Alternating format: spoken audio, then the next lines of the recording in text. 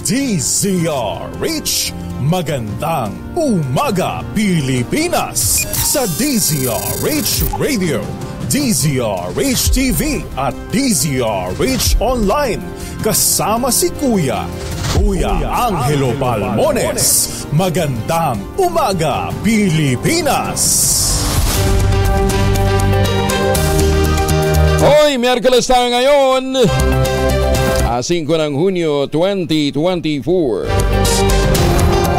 Sa ulo ng ating mga balita, LPA o Sama ng Panahon sa labas ng Philippine Area of Responsibility magdadala ng mga pagulan sa Hilagang Luzon. 34 na lugar nakapagtala pa rin ang Dangerous Peak Heat Index hanggang kahapon, ayon po ito sa Pag-asa.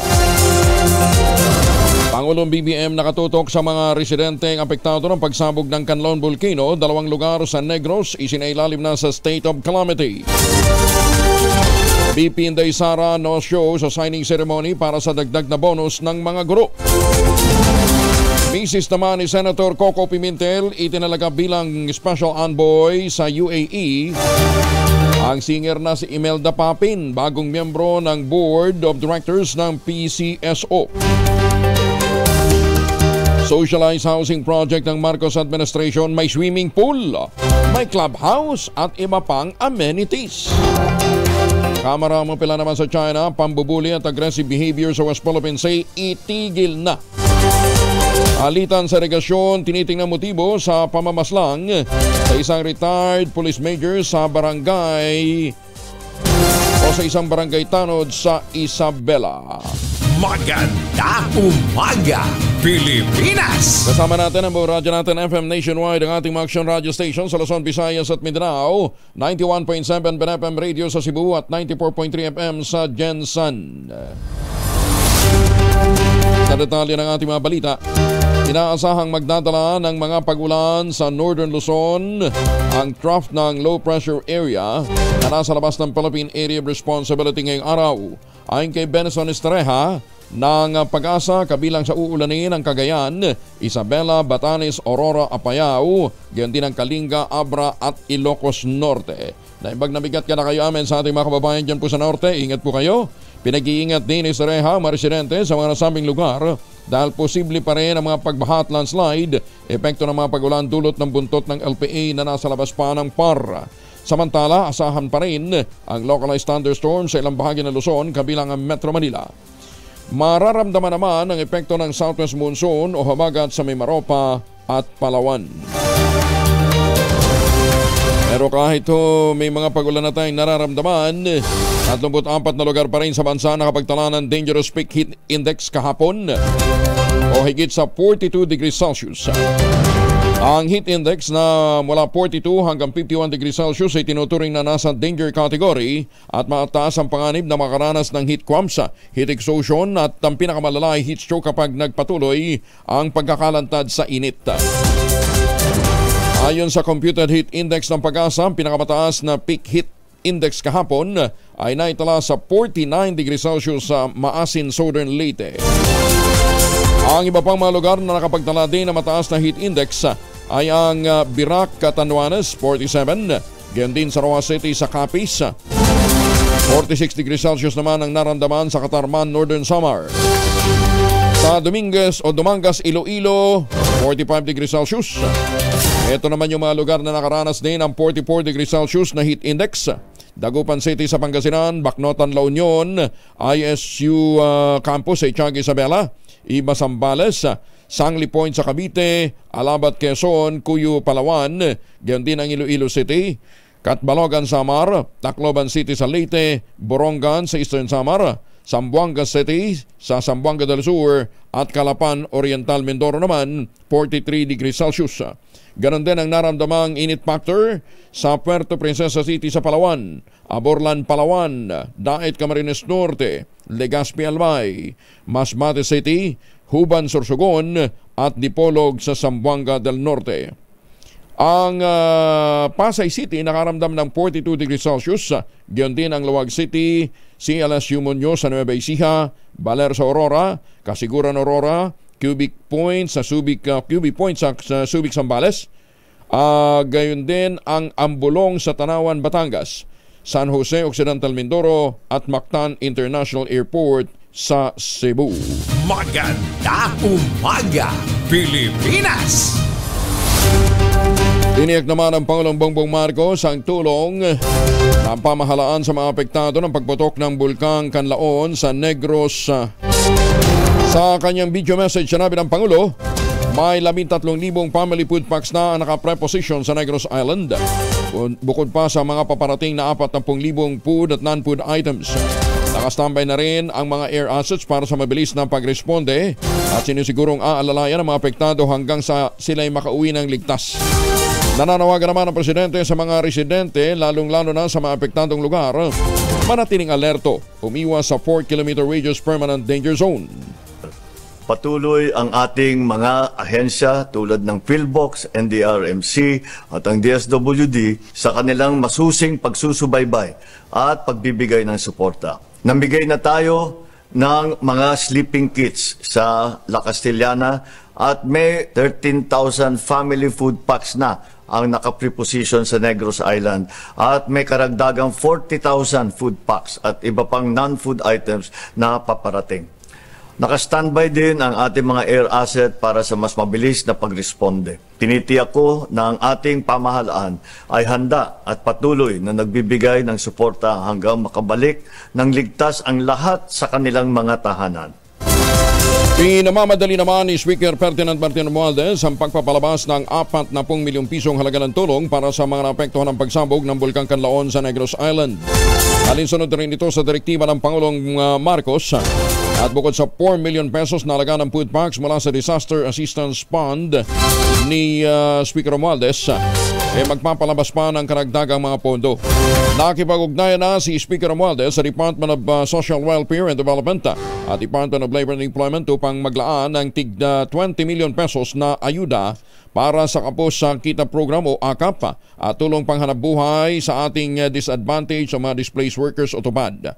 Ayon kay Speaker Romualdez, ang mga apektadong residente mula sa unang distrito ng Negros Oriental ay kinakatawa ni Congresswoman Jocelyn Lim Chau Kong at ang ika-4 na distrito naman ng Negros Occidental ay kinakatawa ni Congresswoman Juliet Marie De Leon Ferrer at tatanggap din sila ng 10 million pesos mula sa AKAP at TUPAD.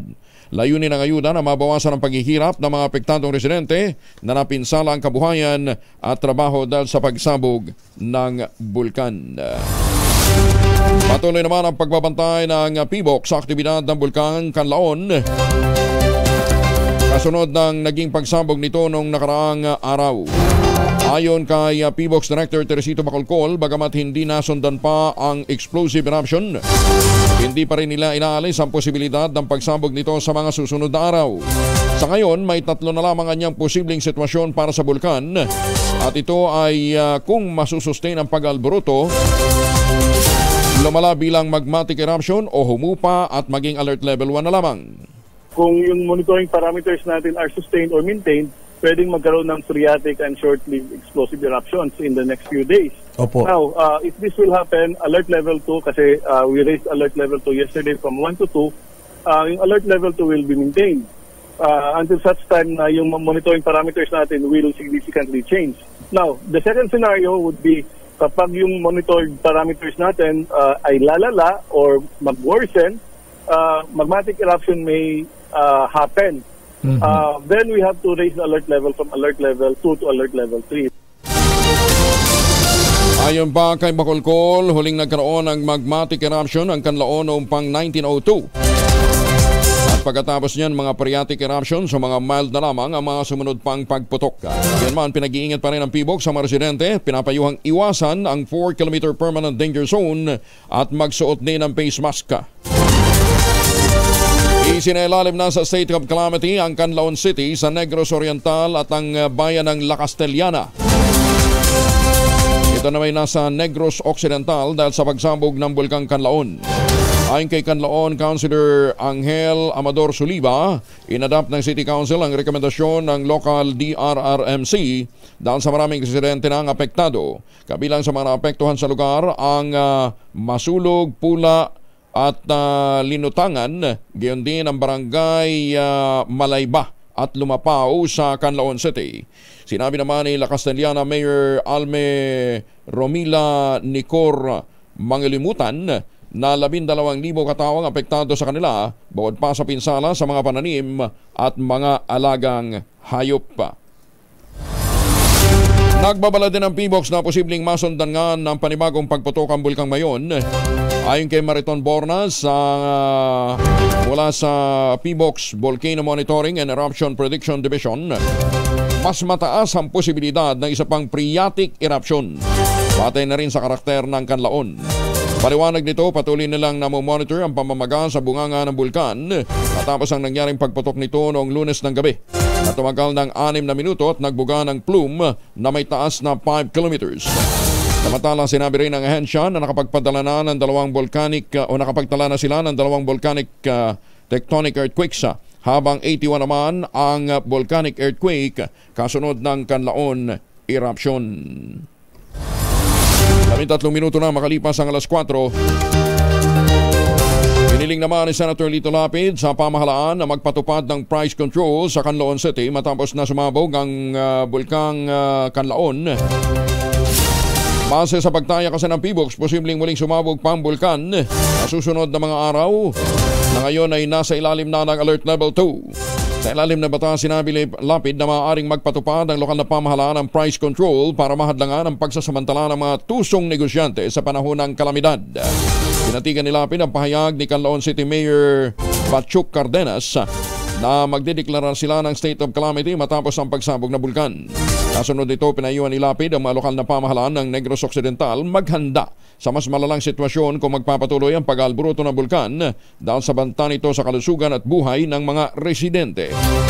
Ayon pa kay Lapid, dati siyang gobernador ng Pampanga nang pumutok ang Mount Pinatubo noong June 15, 1991 at kinakailangan talaga ng pagtutulungan para sa emergency response, mga ospital, katulong din ng mga pharmacies at iba pang maahensya ng gobyerno.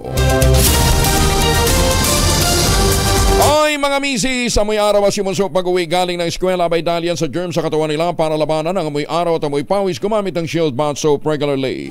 Unbeatable ang Shield sa paglaban sa germs versus another brand may shea butter. Pampalambot ang kutis sa presyong abot kaya 12.50 SRP. Kaya mga misis ay challenge you, subukan ng Shield Bath Soap. Galit sa sakit, may malasakit, sulit na sulit. Mamalengke mula tayo, nasa Alabang Public Market ngayon ang RH27 si Noche Cacas. Mayong buntag ni Monoche. Mayong buntag, Kuya Angel, ngayong Wednesday morning. Ito na yung presyo dito sa Alabang Public Market. Ang labanos sa Kuya Angel, 130 ang kilo, kamatis 80, ang bawang 140, at ang pipino 80. Sama na rin natin yung ampalaya 120 ang kilo, yung talong 90, ang carrots 90 pesos ang kilo, luya 200, at ang kalabasa 90, sayote 80, repolyo 80, habang beans 130 ang kilo. Sibuyas sa pula 90 pesos ang kilo, sibuyas puti 80 pesos. Sama na rin natin yung patatas 120 ang kilo. Ang karne ng baka, yung laman na Kuya Angel, 460 ang kilo. Yung manok naman 180, liempo 360 ang kilo, habang ang baboy 320. Sama na rin natin yung isda, baka magtampo, bangos 230 ang kilo, tilapia 150, ang galunggong 240, habang alumahan 330 ang kilo. Mula sa kanila sa Pilipinas, DCRH, ako si Noche Cacas, tuloy sa pagbabalita, tuloy-tuloy sa serbisyo, sama-sama tayo, Pilipino. Dagang salamat na Noche. Yan po ang mga presyo ng ating mga bilihin dyan po sa Alabang. Umaga Pilipinas. 16 na minuto na makalipas ang alas 4. Muli ang ating paalala ha. Ang deadline ng submission para po sa PAGCOR Photo Contest 2024 ay July 31, 2024. Kinakailangan lamang po magparehistro kayo. Libre ito ha, libre ho ang registration sa official contest website na www.pagcor.ph/photocon2024. Ang mga tatanghaling grand winner para sa conventional category, 8 yan, tatanggap ng tig 100,000 pesos ang bawat isa. 8 rin ang mananalo ng tig 50,000 pesos para sa mobile category o mga larawang kuha gamit po ang inyong mga mobile devices katulad ho ng cellphone at saka ng inyong mga iPad. Yan, ha? Para po naman sa drone category, tig 50,000 pesos din po matatanggap na prize ng 8 mananalo. Yan po naman yung mga larawan kuha po ang kuha ng drone camera.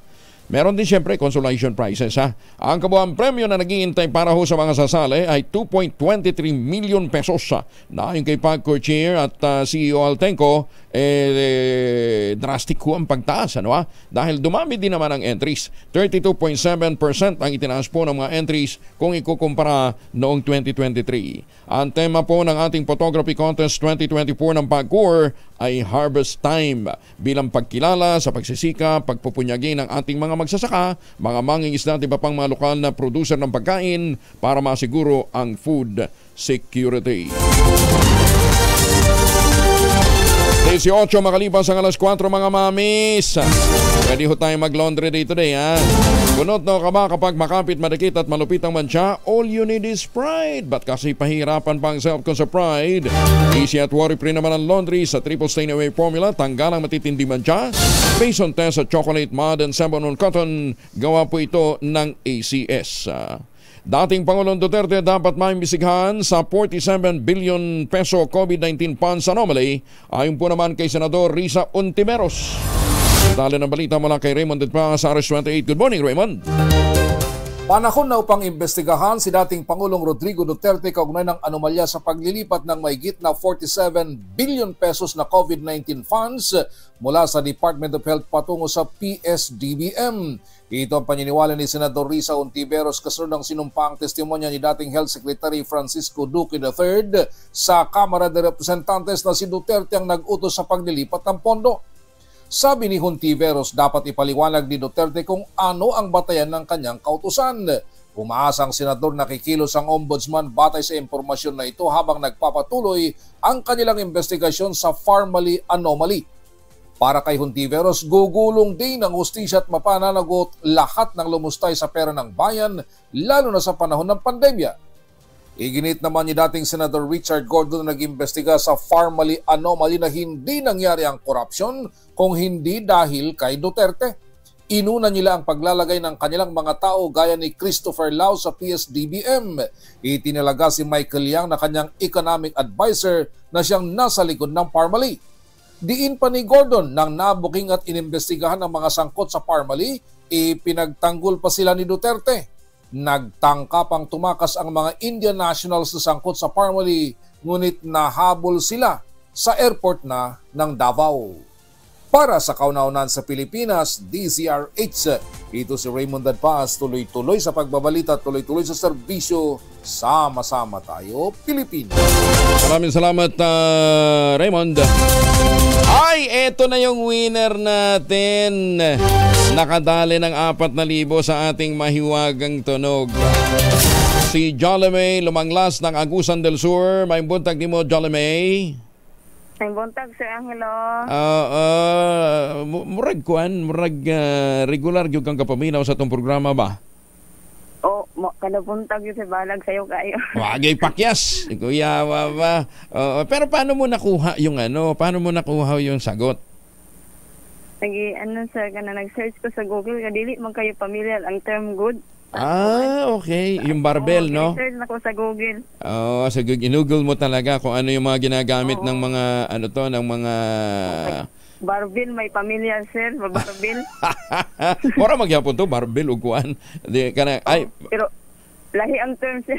Lahi ang term. Dumbbell po, dumbbell. Dumbbell. Nakarating na sa iyo yung nakarating na sa iyo yung premyo. Okay, gisend na ni Mama Bill kagahapon. Pila mo nakaabot? 4K po. 4K, way tax ka na ba? Sige, api lang pirme ha. Salamat kayo, Sir Angelo. Ngano sa iyo magpagmamata? Ano sa iyo trabaho? Kuan, sir, huminaw sa iyo. Ha? Huminaw lang? Sa DCRS. Dili, unsa man ginapangan na buhi? Ni Julie. Kuan, sir, ako kanang kuan, sir, naami sa kanang kuan sa simbahan ministry, sir. Simbahan sa ministry. Okay. Ginigmad Domingo, mag-apil-apil sa kuan sa misa. Kanang sa pastor man akong ano good sir kanang husband. Banto ka naman de. Sige. Sige. Apil na lang sa pangadji, ha? Wala problema, sir. Thank you. Thank you, Ma'am Jolly. Salamat kayo. Kapila na ka nakadaog? Ako answer ka ng taod-taod naman tong sa una sir kapanahon pa kang elan ni. Karon tuiga karon pa lang. Pag-una man ning tunog master sir. Okay, so karon pa lang ano. Sige. Thank you, Ma'am Jolly.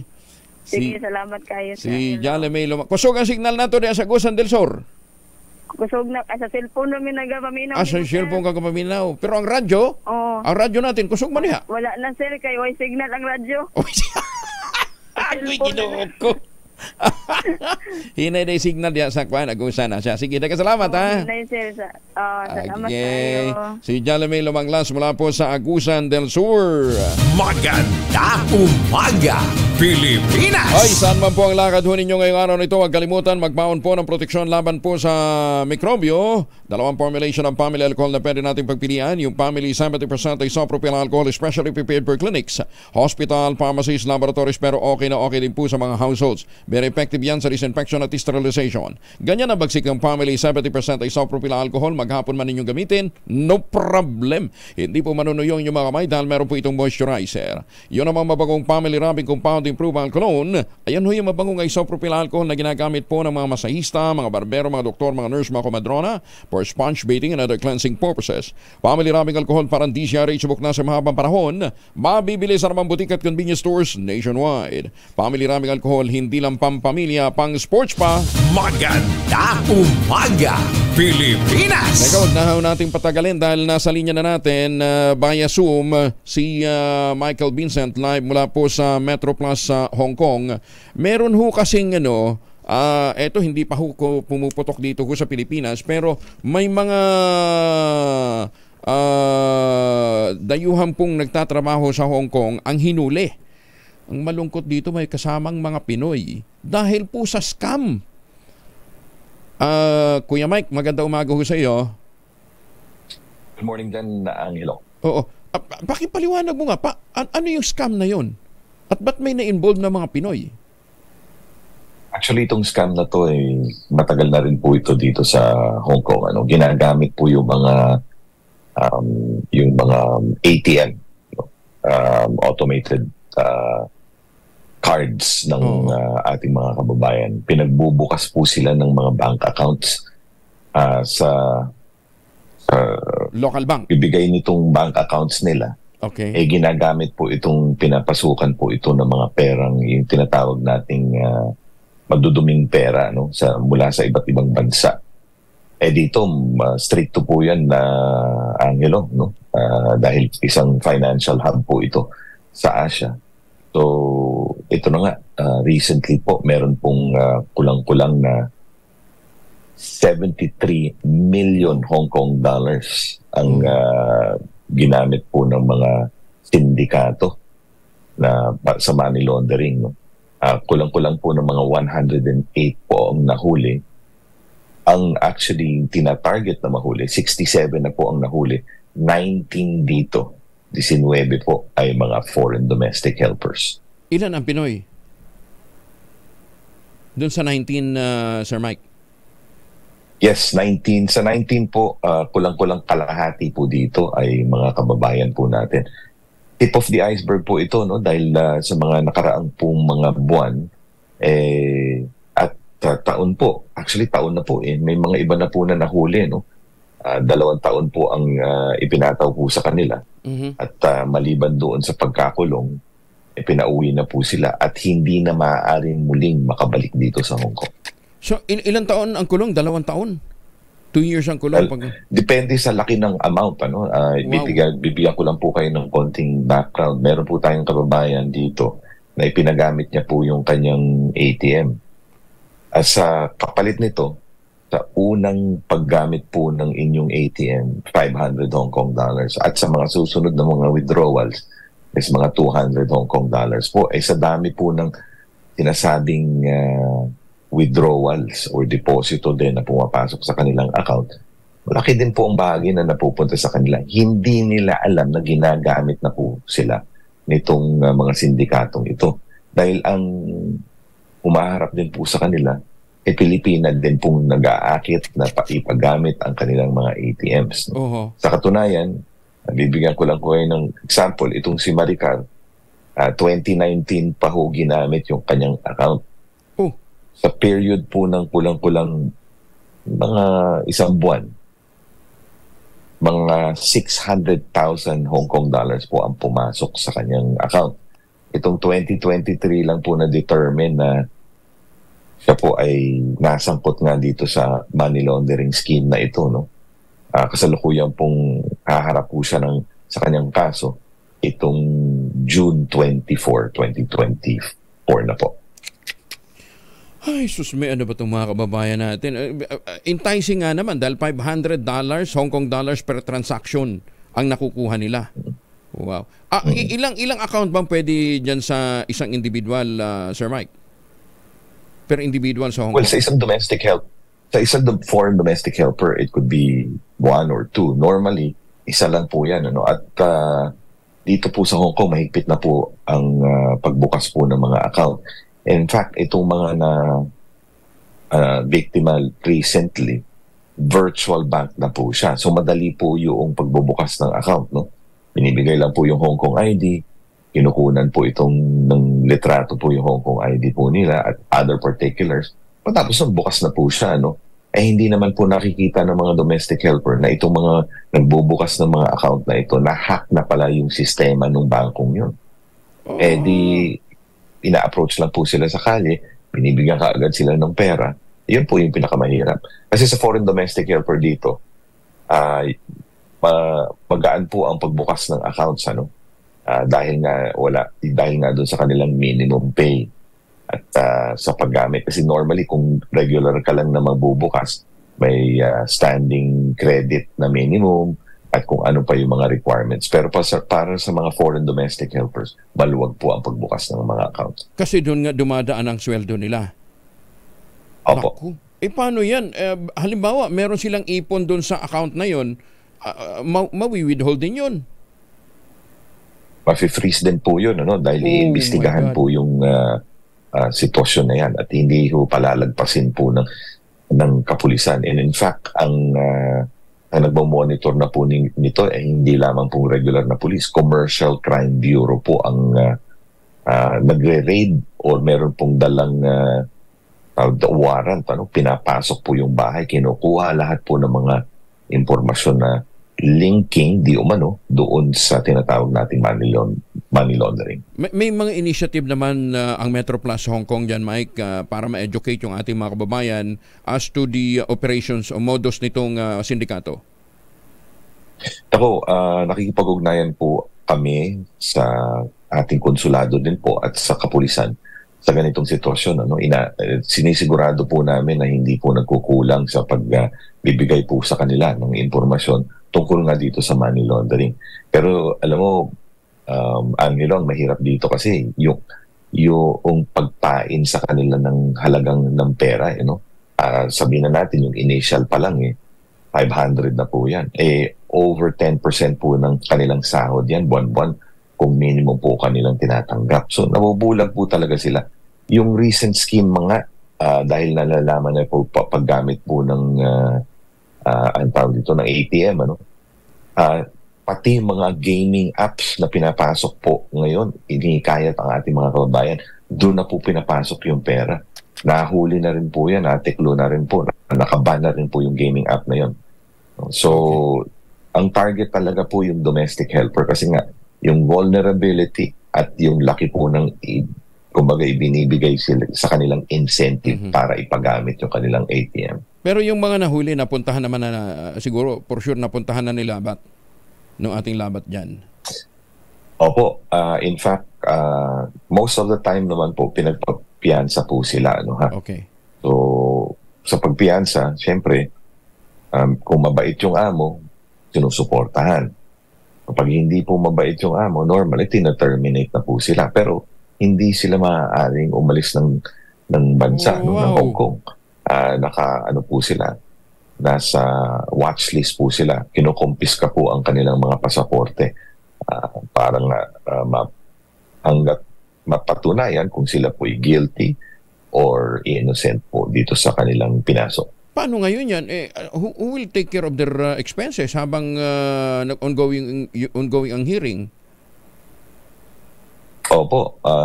Nasa pangangalaga naman po sila ng konsulado. Okay. Ngunit syempre, mabigat din po yun doon sa kanilang sitwasyon dahil hindi nila alam ang magiging hatol sa kanila. At kailan? Habang nililitis yung kanilang kaso, nakatenga po sila. Wow. In fact, may mga iba na ho na nalaman po nila, nakasabot na nga ho sila, pero hindi pa sila nahuhuli.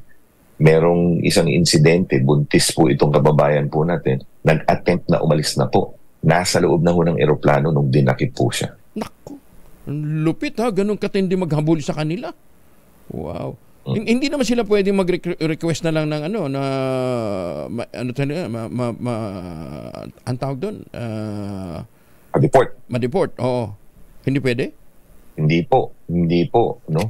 Dito, mabigat na ano po yan, kaso dahil nga ang Hong Kong po ay isang Asian financial hub. No? Maraming pong pera na pumapasok at lumalabas po dito. So, sinisigurado nila ayaw nilang masira yung kanilang pangalan sa buong mundo sa pagiging Asian financial hub. So, kaya kahit na maliit na kumbaga kasong ganito, whether ito ay kalahating milyon na pumasok sa account mo or milyong-milyong pumasok, talagang iimbestigahan po nila yan. Ay, susmesya. Sige, idudulog din namin dito sa DMW para baka may mga assistance pa silang pwedeng iparating doon sa mga kababayan nating nakadetain dyan ngayon. Sir Mike, maraming salamat for joining us. Magandang umaga po. Good morning po. Salamat po. Si Michael Vincent mula po sa Metro Plus Hong Kong. Magandang umaga, Pilipinas! Hirap ng sitwasyon yun, Tapos yung mga kababayan nila, yung mga mahal sa buhay nila dito, nag-iintay. Ay, susme. Ay, ano bang pwedeng gawin natin? Ay, DMW, Secretary Hans Leo Kakdak, pakibilis-bilisan po at kawawa din naman yung ating mga kababayan doon, Kaya nga po ang kasabihan huwag maghangad ng kagitna dahil sansalop ang mawawala. Lalim, Iklian natin, ang kasopangan kadalasan nagiging sanhi ng problema. Ay, nako. Ay, magandang umaga po sa mga Midnight Singers dyan po sa San Diego, California. Yan, kumusta na ho yung mga Midnight Singers natin dyan? Panay bang practice? Meron bang concert na pinaghahandaan? Abangan nyo ang pagbabalik dyan ni Kuya Angel. At lalabanan kayo ng mga piyesa ni Matt Monroe. Hindi naman sumipot si Vice President at Education Secretary Sara Duterte sa signing ceremony ng Malacanang para sana sa additional bonus ng mga teacher. Walang ibinigay na dahilan ng tanggapan ni VP Sara kung bakit hindi siya nakasipot sa pagsasabatas ng Republic Act 11997 o ang Kabalikat sa Pagtuturo Act na nilagdaan ng Pangulong Ferdinand Bongbong Marcos. Yan pa man, isang opisyal ng DepEd ang dumalo sa signing ceremony bilang kinatuan ni Secretary Inday. Layo ng batas na madagdagan mula 5,000 ginawa ng 10,000 pesos ang annual bonus ng mga guro para pambili ng gamit sa pagtuturo tulad ng chalk, eraser, pentel pen, ballpen at maraming iba pa. Wala ring sagot ang Malacanang sa tanong ng media kung bakit hindi nakadalo si VP Sara. Ayaw na rin magkomento ng tanggapan ni House Speaker Martin Romualdez hinggil sa naturang issue. Samantala, pagpapalakas sa sektor ng edukasyon sa bansa ay sinusulong ng matatag agenda ng Marcos Administration. Detalye ng balita mula kay Arnold Herrera. Arnold? Maging proactive at hindi reactive. Ito ang inihayag ni Pangulong Bongbong Marcos matapos nitong pirmahan ng Kabalikat sa Pagtuturo Act na naglalayong pataasin ang allowance ng mga guro mula 5,000 pesos hanggang 10,000 pesos kada taon. Bahagian niya ito ng Make Relevant, Accelerate Services, Take Care of Learners and Give Support to Teachers o Matatag Agenda na tumutugon sa mga hamong kinakaharap ng Philippine Education System tulad ng kakulangan ng suporta sa mga guro na kinilala nito bilang mga bayani. Teachers are the unsung heroes of our society, of any society for that matter. They toil and burn the midnight oil. They teach our children not for money nor for prestige. They serve our country each day by teaching our children the basic foundations to make them responsible and productive citizens. Sa ilalim ng matatag agenda, layon ng Department of Education ang pag-decongest ng basic education curriculum, paghasa sa basic math at reading skills ng mga bata, paglikha ng karagdagang classrooms, at pagbibigay ng access sa learning materials at internet connection, lalo na sa mga liblib na lugar sa bansa. Labis naman ang pasasalamat ng Chief Executive sa naging mabilis na aksyon ng Kongreso para maisakatuparan ang isa sa mga pangunahing layunin ng matatag agenda. Matatandaan na ang pagpapalakas ng Philippine Education System ang isa sa mga ipinangako ng Pangulo noong magsimula ang kanyang termino noong 2022. Para sa DZRH, ito si Arnold Herrera. Sama-sama tayo, Pilipino. Maraming salamat, Arnold. Hindi lamang bahay ang kasama pala sa socialized housing project ng Administrasyong Marcos, kundi, meron din itong mga amenities gaya ng swimming pool, may clubhouse. Ayon ito kay Speaker Ferdinand Martin Romualdez. Sa pag-inspeksyon ni Romualdez sa housing project sa San Mateo, Rizal, masaya daw siya dahil sa hindi lang pala tirahan ng pamilyang Pinoy ang itinatayo ng Marcos administration, kundi iba pang mga amenities. Merong basketball court, swimming pool, clubhouse na dati makikita lamang sa mga subdivision at mga mamahaling kondominium. Sa kanyang talumpati sa pagbisita sa Pambansang Pabahay para sa Pilipino o 4-H program sa San Mateo, Rizal, sinabi ng leader ng Kamara na kasalukuyan ay nasa may 170,000 housing units na ang naipatayo o itinatayo sa Metro Manila.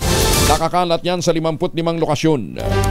Ito'y bukod pa sa libu-libong housing units na itinatayo sa Luzon, Visayas hanggang Mindanao, kasama ang 20 ginagawa ngayon sa iba't ibang na nasa iba't ibang yugto. Ayon naman kay Housing Secretary Jerry Acosar, si Secretary Acosar ng Department of Human Settlement and Urban Development. Sinabi ni Speaker Romualdez na ang administrasyon ay nasa direksyon na tuparin ang target nitong makapagpatayo ng 1 milyong housing unit kada taon hanggang sa huling bahagi ng termino ng Pangulong BBM. Magandang umaga sa mga taga Toronto, Canada. Ay, magandang umaga din ho sa mga suki natin dyan sa Calamba, Laguna. Ngayon nga pala, huwag niyong kalimutan, is the 125th death anniversary ni General Antonio Luna. Alas 4:40, lalaking may patong na kasong murder at may patong din sa ulo. Nadale sa Kiamba, Sarangani Province. Talo na balita mula kay June Di Makota, Aris 19. Assalamualaikum, June. Waalaikumsalam kayang Angel. Arestado ang isang lalaki sa bisa ng warrant of arrest na naharap sa patong-patong na kaso ng murder, multiple prostrated murder at double murder sa Barangay Suli, Kiamba, Sarangani Province. Ang naaresto ay kinilala lang sa alias itong Mal, 61 years old, farmer, may asawa at residente ng Datu Dani, Kiamba, Sarangani Province. Ang suspect bilang most wanted person national level ay may patong sa ulo sa halagang 165,000 pesos batay sa DILG Memorandum Circular Number 2023-185 dated November 23, 2023. Ang suspect ay naresto sa ilalim ng binuong Coplan Jaguar na magkasanib puwersa ng RID-12, CIDG-12, Kiamba MPS, RSOG 12, 2nd PMFC, SPPO PIU, RIU-12, POMO, Maritime, RMFB 1204 at HPG 12. Ang suspek ay kasalukuyan nakapit sa Kiamba Municipal Police Station. Mula sa kanunahan sa Pilipinas, DZRH, ako si RH19, June Di Makutak. Tuloy-tuloy sa pagbabalita, tuloy-tuloy na serbisyo, sama-sama tayo Pilipino. Dagang salamat, John. Itinanggi naman ng Davao City Police Office na meron 37 silang mga tauhang nagpositibo sa paggamit ng illegal drugs. Wala umanong katotohanan, chismis lamang, intriga at fake news ang lumabas sa mga balita na naglalayon lamang dungisan ang imahe ng lokal na pulisya. Idiniin pa ng Davao City Police Office na pawang negatibo ang kanilang mga pulis sa isinagawang drug test noong May 30. Mariing kinundina ng Davao City Police Office ang pagpapakalat ng kanila'y fake news na nagdudulot ng hinala at kawalan ng tiwala sa kanila ng publiko. Matatandang usa sa mga nagpakalat ng naturang intriga ay si Surigao del Norte Representative Robert Ace Marbers. Nagpalutang na nagsasabing may mga report umano na 37 tauhan ng Davao City Police Public Safety and Security Office ang nagpositibo sa paggamit ng illegal drugs. Hala? Si Ace? Marites? Maganda umaga, Pilipinas! 42 makalipas ang alas 4. RH number 1. Ay, batiin ko muna ng happy birthday yung aking kaklase nung high school, si Michael Edison Calyao. Mikey, belated happy birthday actually kahapon yan. Ang nagbe-birthday ngayon si Quirino Revilla, miyembro ho naman ng Mapitagan. Binabati ho ng mga poging miyembro ho ng PMA Class 80 ng mga Mapitagan, si Quirino Onyok Revilla. Ayan, bukas ang birthday ni Ma'am Cora de la Peña dyan po sa San Diego, California. Ayan, bukas yan, bukas. Advance happy birthday kay Aya Yupanco at saka kay Ray Sibayan. Tapos June 8 naman si Junel Yupanco. Dami natin binabati dito. Sana may breakfast. Maganda umaga, Pilipinas! Meron ba? Ala, lungkot ng buhay. Ay, susme. Pero hindi malulungkot kasi pagkagising natin, dapat masaya ho tayo. May sigla. Yan po ang binipisyo ho sa atin ng Ultabayo. Ang kauna-unahang postbiotic food supplement na nire-recommenda ho ng mga doktor at rehistrado sa Food and Drug Administration. Ano bang ginagawa ho ng Ultabayo? Ang Ultabayo po na nagtataglay ng postbiotic component ay pagpasok po ng yan sa ating katawan, ina-activate po yung commander, yung generals of the general ng ating pong immune system, yung plasmacytoid dendritic cell. Pagka gumana na po yan, itinataboy po yung mga toxins sa ating katawan, kaya tabang tayo natutulog, lumalakas po lalo ang ating immune system. At nagkakaroon tayo ng magandang tulog, magkakaroon ng panibagong lakas na kinabukasan. Na-rejuvenate ka. Ayan, nanaginip ka na ng maganda, pagkagising mo, pogi pa ang tingin mo sa sarili mo. Parang paghalap ni Ivan sa kanyang sa salamin. Ay ba, ang pogi mo ngayon? Sasagot yung salamin, since birth. Ayan. Ang gagawin ho ninyo, i-check po ninyo sa Lazada, Shopee, dahil meron po yung mabibili dyan. Siguraduhin lamang po ninyo galing po yan sa Tioxis Health Ventures. Kung meron pa ho kayong mga katanungan, po pwede ho kayong mag-text sa 0917-6580. Ulitin natin, 0917-1106-580. Sundin ang tamang format. Tiyakuin lamang po na galing po sa Tioxis Health Ventures yung inyo pong mga bibilhin. Walang format sa pagtatanong. Napagdudugtong natin Available po sa Mercury Drug. Nagre-order na daw po ang Mercury Drug. Kaya sigurado yung mga branches nila may sapat na stock. Doon sa mga nagre-reklamo kahapon. Yan magandang complaint. Available din po sa Amesco Drug, Pasmed Pharmacy, Joann's Pharmacy at sa Curamed. Tandaan ho natin, ang Ultabayo po ang ating kaagapay sa panahon ng puyat, pagod at stress. At yan po ay halal certified. Maganda umaga, Pilipinas! 55 million pesos na laga ng iligal na droga nasamsam naman dyan po sa isang buwang operasyon sa Cordillera. Detalye ng balita mula kay Romy Gonzalez sa RH41 ng Bagdabigat. Romy.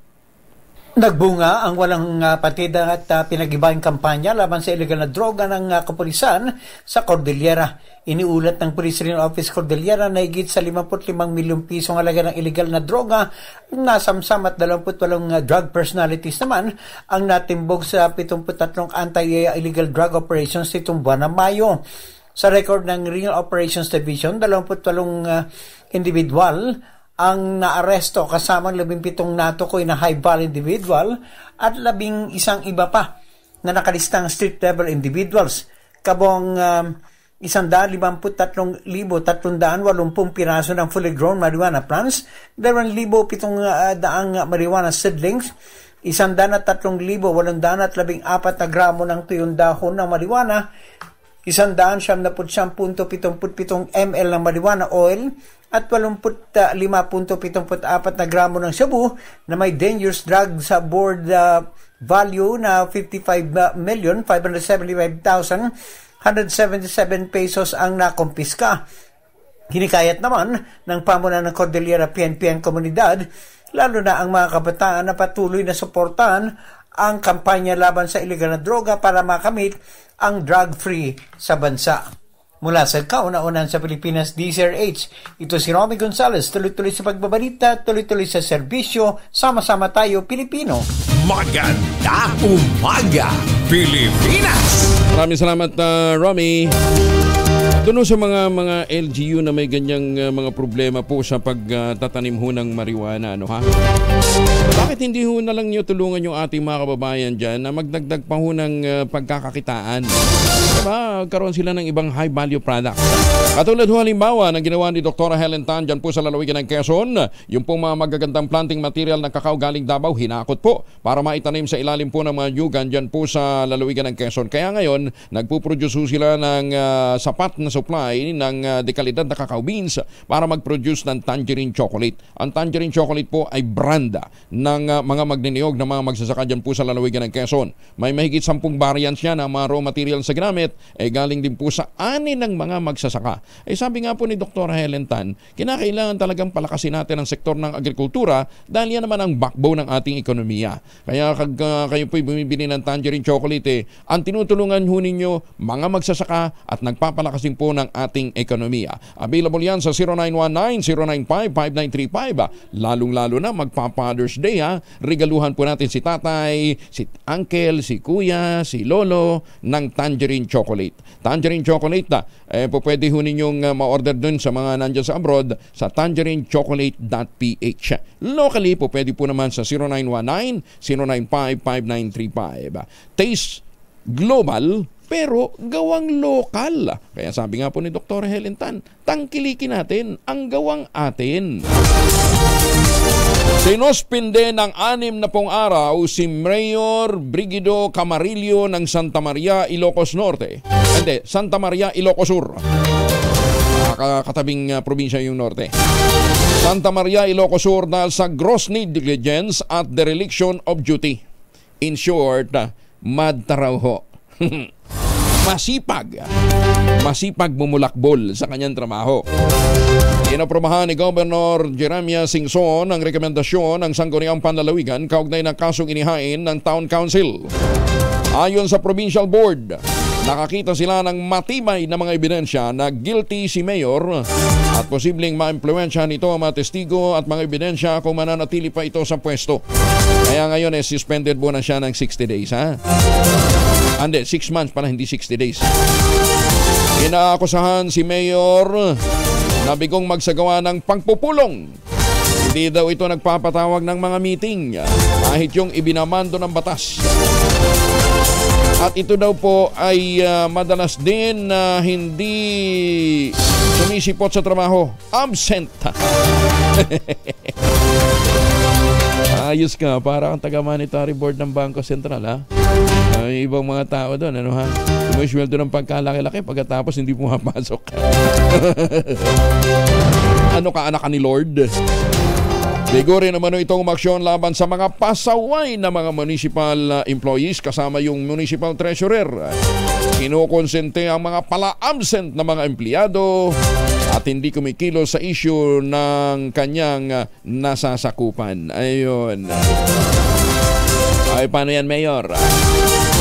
Bukas po ang ating himpilan kung kayo po'y masipag sumagot. Nagkasundo naman ang Department of Agriculture, ang Department of Health, kasama ang ilang mga ahensya, ang Bureau of Animal Industry, Food and Drug Administration. Payagan na ang Bureau of Animal Industry na umasiste sa FDA para magsagawa ng evaluation sa mga bakuna ng hayop at biologics. Sa Memorandum Agreement na pinirmahan itong Martes, ang FDA ang naatasang mag-issue ng license to operate sa mga manufacturers, traders at distributors, ganyan din sa mga retailers ng gamot at mga produkto para sa hayop, kabilang na ang bakuna at biologics. Ang FDA ay naasahan naman batay ho sa MOA na mag-issue ng LTO sa BAI para sa manufacturing at importation, mag-issue ng Certificate of No Objection para sa importation ng mga bakuna at biologics para sa evaluation at research. Kabilang sa sakit ng hayop na nakakaapekto sa livestock at poultry industry, ang Hydropathogenic Avian Influenza at African Swine Fever o ASF parehong nakahahawang sakit mula sa mga virus na matinding nagpahina sa local poultry at industriya ng pag-aalaga ng baboy. Ang poultry at hog industry ay malakas na haligi ng sektor ng agrikultura na pinagmumulan ng trabaho at negosyo, gayon din nakatitiyak sa ating food security.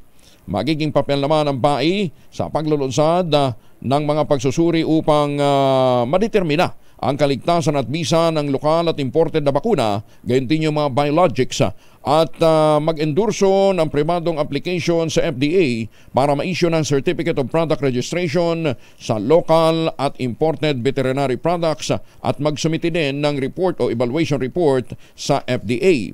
Ayon kay Agriculture Secretary Francisco Chulaurel, mahalaga ang naturang MOA upang mapalakas ang ating paglaban sa mga transboundary animal diseases gaya nga ng African swine fever at ng highly pathogenic avian influenza.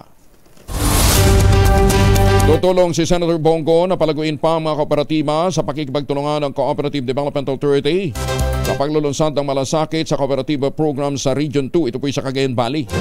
Bilang pangunahing tagapagsulong at tagapagsuporta sa programa, binigyan din ni Senator Go ang mahalagang papel ng mga kooperatiba upang ang mga komunidad ay mapaunlad at mapatatag. Ang malasakit sa kooperatiba program ay nilunsad sa Tuguegarao City, Cagayan. Kinaluhan ng 21 kooperatiba mula sa rehiyon at mga lokal na opisyal. Tumanggap ito ng supporting financial assistance na ang bawat isa nakatanggap ng 50,000 pesos. Senator Go ang pangunahing instrumento sa pagtataguyod ng patakaran at mga programa sa pagpapahusay ng kooperatiba sa bansa. 2 street-level individual drug personality naman arestado sa Alcala, Pangasinan. Detalye na balita mula kay Freddy Pajardo, RS38. Masantos siya kabasan ni si Kemin Freddy. Nasa kustodiya ngayon ng Alcala Police Station ang 2 street-level individual drug personality matapos silang masakoti sa buy-bust operation ng PNP. Sa ulat ni Alcala OIC Chief of Police Major Edgar Manuel Jr., alas 11:15 ng gabi, nagsagawa ng operasyon ng kanyang mga tauhan sa Drug Enforcement Team sa Barangay Lawak kung saan isa ang nagkunyaring buyer at nakabili ng 2 plastic sachet na naglalaman ng hinihinalang shabu na may timbang na humigit kumulang 10 gramo at may street drug price na 68,000 pesos at na magkapalitan na ng droga at mark money. Agad inaresto ang mga suspect na kinilalang sila Mayra Martinez, 43 anyos, residente ng Barangay Padilla, San Carlos City, at Vicente Quiniano, 42 anyos, residente ng Barangay Lipa, Malasiki, na kapwa street level individual. Ang 2 arestadong suspect ay ngayon naharap sa kaso ng paglabag sa Republic Act 9165 o Comprehensive Dangerous Drug Act of 2002. Mula sa Action Radio Pangasinan, ito si Freddy Pajardo, tuloy-tuloy sa pagbabalita, tuloy-tuloy sa serbisyo, sama-sama tayo, Pilipino. Maganda umaga, Pilipinas! Maraming salamat, Freddy. Samantala, ay teka nga pala huwag niyong kalimutan, baka ako kayo ay naghahanap po ng magandang investment, lalong-lalo na sa mga suki natin dyan abroad. Ito po yung ino-offer sa atin ng Westchester Realty. Ang pinakamurang ready for occupancy unit ngayon sa housing industry with easiest term, 5% lamang ang down payment, pwede pang gives. Kaya't yung 20,000 pesos all-in down payment ninyo, pagka nabayaran ho ninyo yan, pwede ka na maglipat bahay agad after 7 days ng take-out ng Pag-ibig Housing Loan. Kaya't ano pang iniintay po ninyo? Ito pa rin ang pangarap na magkaroon ng sariling bahay sa presyong abot kaya. Ang mga proyektong ito ng Westchester Realty, nandyan sa loob mismo ang ng township, ang munisipyo, ang simbahan, ang eskwelahan, at iba pang mga amenities. At ang kagandahan nga nito, napakalapit lamang po sa Clark International Airport at Clark Economic Zone, Economic Zone area. Ang gagawin ho ninyo, mag-text ho sa 0996-501-5555 o sa 0947-434-5555. At kung ngayon ho kayo bibili, baka swertehin kayong manalo ng 342 sa Japan, Taiwan, Singapore, Hong Kong at Thailand kung magaling kayong pumukol ng dart. Ngayon, kung hindi ho talaga kayo magaling pumukol ng dart, meron pa naman hong ibang mga premyo nag-iintay mula po sa Summer Premier Promo ng Westchester Realty. Maganda umaga, Pilipinas! Si Attorney Bernard Claustro, ang presidente po ng Eagle Matrix Security Agency Incorporated. Kasama na ho natin. Attorney, magandang umaga po sa inyo. Good morning sa ating mga tagapakinig at taga-subaybay. Hanggang June 15 na lang ba talaga ang inyong kontrata para i-secure yung pong mga paliparan na sakop po ng CAAP? Tama po.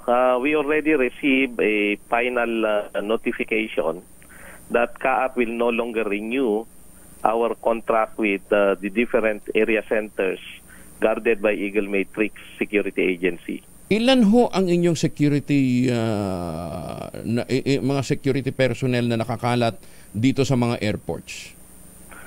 Ang affected or nakakalat in 8 regions is around 1,000 security guards or personnel. Around 1,000 o more than 1,000? More than 1,000 kung kasama yung 2 other providers. Pero kami, mga around 1,000. And since when are you securing these airports? Ilang taon na? We started way back in 2004. So it's already 20 years. Wow! 20 years? Yes. And why all of a sudden i-terminate yung kontrata? May naging malaking issue ba? There is no issue, but except na ngayon, ang ginagawa is they are replacing us with job orders. Yun nga po yung inaalala ho natin Dahil doon sa recruitment nila for job order, no experience required. Delikado po. Attorney, delikado yun. Tama po. Nakapost yan na eligibility requirement, none. Experience, none. Kaya nga po, tapos meron na bang papalit ho sa inyo? Meron nang mga nag-a-announce at umiikot. Ito daw yung mga nanalo sa bidding na who were chosen by Drolats, pero hindi naman nag-take over. Ano chosen by Drolats? Nagbunutan. Kasi tie daw sila. Tie yung kanilang bid offer? I assume kasi kung tie, ibig sabihin in all aspects, financial, technical, legal. Ngayon lang ako nakikita. Experience and track record. Ngayon lang ako nag-tie sa bidding. Hindi ho naman pera tinitingnan lang dito, pati ho yung competency. Tama po. Ito yung mga dapat tingnan. Nakakatakot ito kasi nakakatakot ito. Pinili? Vital government installation. Pagkatapos, ang magsisecure unexperienced? Opo, yan ang nakalagay dyan ngayon kasi effective June 15, wala nang security guards na nakalagay sa mga airports, kundi job orders. Okay. Kung nagre-recruit nga sila ng mga job order, ngayon lang ako nakarinig, kasi ang pwede mong i-job order, janitorial, di ba? Kasi, tsaka yung ibang mga low-level skills, Pero security, magbibit-bit ito ng baril. Opo. Ang ginagawa nila, pinapalabas na they are not security guards para siguro to fit their or suit the requirements of a job order, pero still, hindi job order yung ginagawa kasi pinapirate, pinipirata yung mga gwardiya namin. Hindi, ba't ma'am sila mamimirata kung sila magbibid pagkatapos meron silang sapat na bilang ng security na i-deploy, ba't sila mamimirata? Di ba? Yan po, yan ang mga malalaking tanong na kailangan masagot ng mga nagpabidding. Bakit kinukuha yung mga gwardiya namin? At linalagay pa sa isang conference room at sinasara para walang makakita sa kanila. Teka, napaka-anomalous naman ito. Bakit nakikinig ho yung ating mga mambabatas? Ito siguro mas magandang imbestigahan dahil national security involved ho dito. Hindi ito ordinaryong security ng mga airport ho natin. Kasi kapag ang isang airport po natin, mga international airport, na-downgrade po ng International Civil Aviation Organization, maapektuhan ho yung pagpunta dito, paglapag ng mga international airline. Tama po. Sa Annex 17 ng ICAO protocols, maliwanag po dyan na ang mga magbabantay o i-deploy dyan ay kailangan mag-undergo ng rigorous trainings. Rigorous training? Yung bang... Kaya pala namamayrate ng tao, di wala ho silang trained. Pero hindi ko maintindihan. Kasi kahit sa SOSYA, Hindi po pwede na ang i-deploy mong security guard inexperience. Tama po. At saka bawal din ang mamirata nandun sa social memo. Hindi ba ito alam ng kaap? Sino ba sa kaap ang may pasimuno dito, attorney? Well, may maraming mga arkitekto dyan. Siguro it started with the head, pababa sa CSI. Kasi sinulatan ko na rin po sila na bawal. And despite of that, nagiging creative sila. As of last night, dinalagay na sila yung mga guards namin sa isang kwarto para tawagin sila doon at i-orient at papirmahin. Dati, doon lang sa guard formation. Teka muna, that is very anomalous. Anomalous in the sense na, number one, bakit ka magpapapanalo ng mga security agency na hindi naman pala capable? Di ba? Opo. Tama po yan. Kasi accountability po ang pinag-uusapan natin. Hihintay natin magkaroon ho ng mga aksidente o kaya mga terroristic activity sa mga airport dahil walang security? Hindi siguro hindi nila tiningnan mabuti sa postqual o kaya masyadong bias yung postqual. Kaya kahit sino na lang pinili kahit walang experience.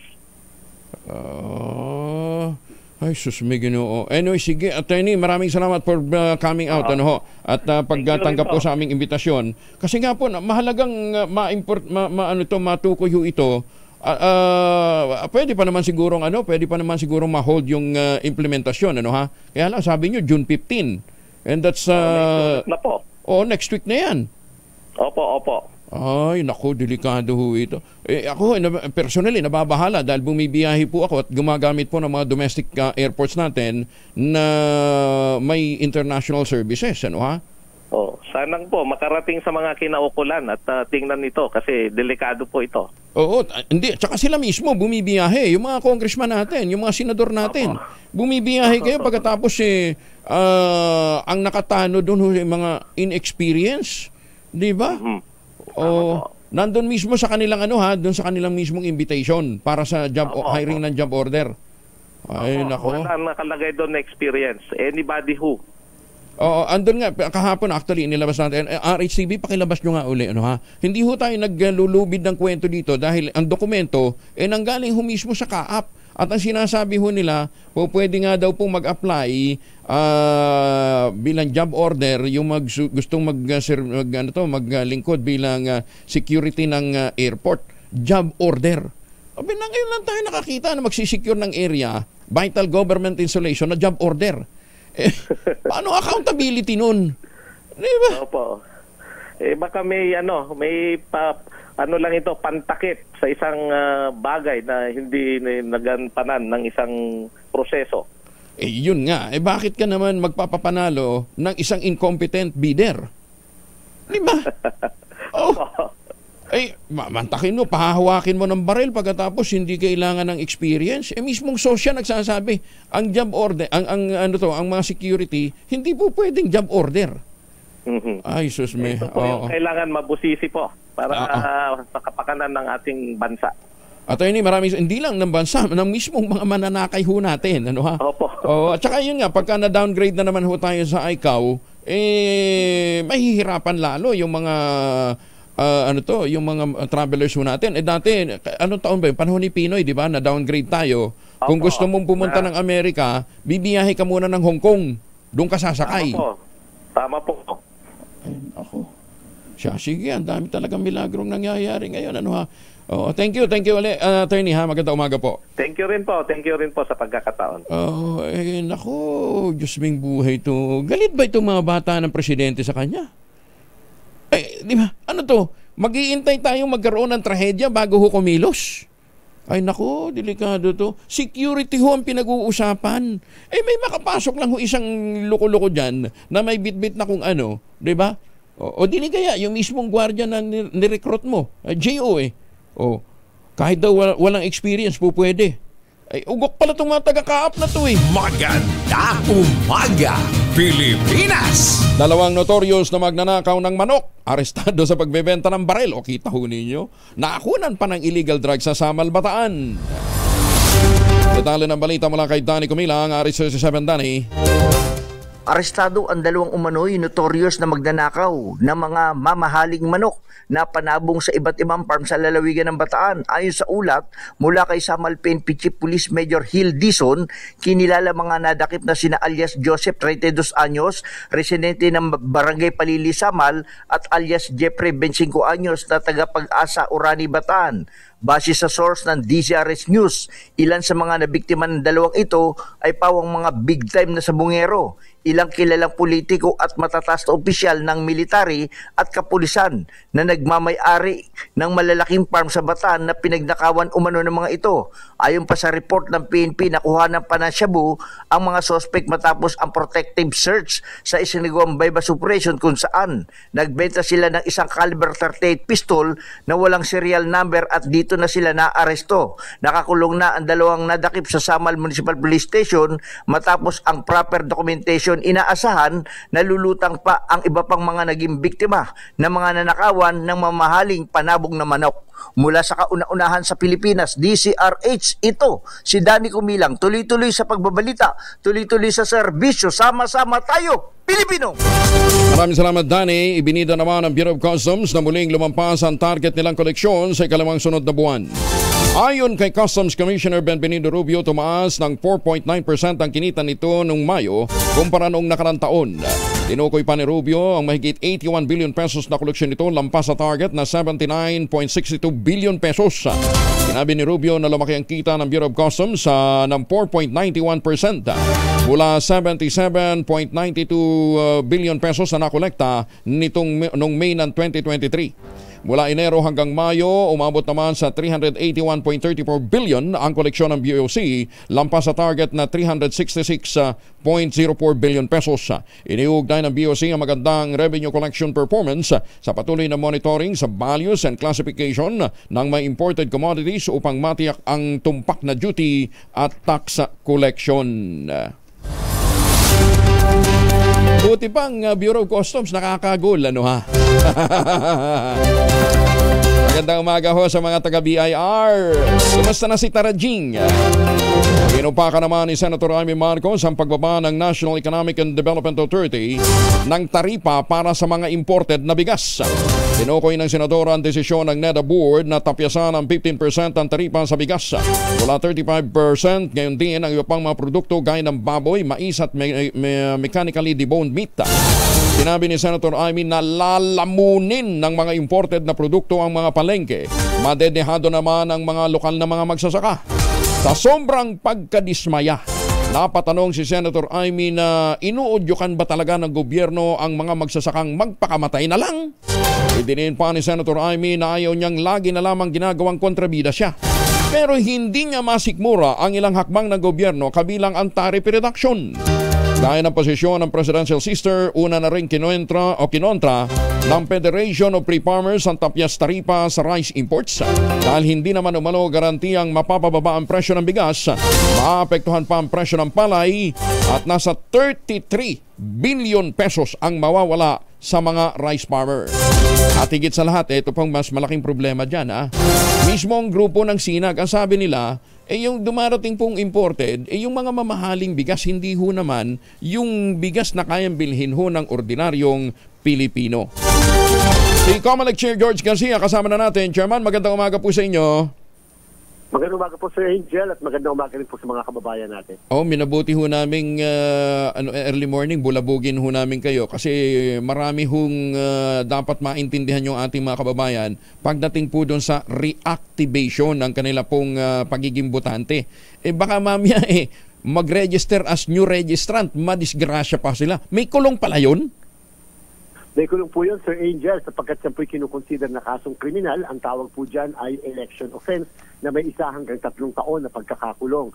Sir Angel, sa kasalukuyan po sa buong bansa, meron na po tayong 4,903,000. Again, inuulit ko po, 4.9 million na mga botante natin pero sila po ay deactivated sapagkat hindi po sila nakaboto ng dalawang magkasunod na eleksyon nung Mayo ng 2022 at nitong barangay and ST elections ng 2023. Are they notified na deactivated na sila? Meron po silang notice, Sir Angel. At the same time, isa pong mga pangalan nila ay mga nakapaskil sa opisina po ng local COMELEC natin, yan po ay requirement ng ating batas. At syempre, Sir Angel, malamang-lamang, alam naman nila talagang hindi sila nakaboto ditong dalawang magkasunod na eleksyon. Yun nga lang. Opo, Sir Angel, pag naman nakaboto sila, halimbawa ng Barangay NSK, ang hindi lang nila nabotohan ay yung Mayo ng 2022, o kaya baliktarin natin, nakaboto sila ng Mayo ng 2022, ang hindi nila nabotohan ay itong Barangay NSK, sila po ay aktibong botante pa at hindi sila deactivated. Okay. Kaya natin nililinaw, kasi may mga pagkakataon pa naman ho kayo, pwede ho kayong pumunta ng mall. Kasi meron na ho ngayong register anywhere, Kung deactivated na ho kayo, pwede kayo dong magpa-reactivate. Pero, hindi kaya sila nag-register as new registrant, Chairman? Baka hindi nila alam na may kaso pala yun eh. Opo, hindi niyo po kinakailangan magpa-register bilang bagong botante dahil nga po kayo ay meron ng registration sa atin. Ang nangyari lang po talaga sa inyo, deactivated kayo, nasa side muna, na isang tabi ang inyong registration, pero kakailanganin na kayo ay magpa-reactivate lang, bubuhayin muli yung inyong registration. Wag na wag po kayong magpapa-register ng bago sapagkat yun po ay magiging ground ng double or multiple registration.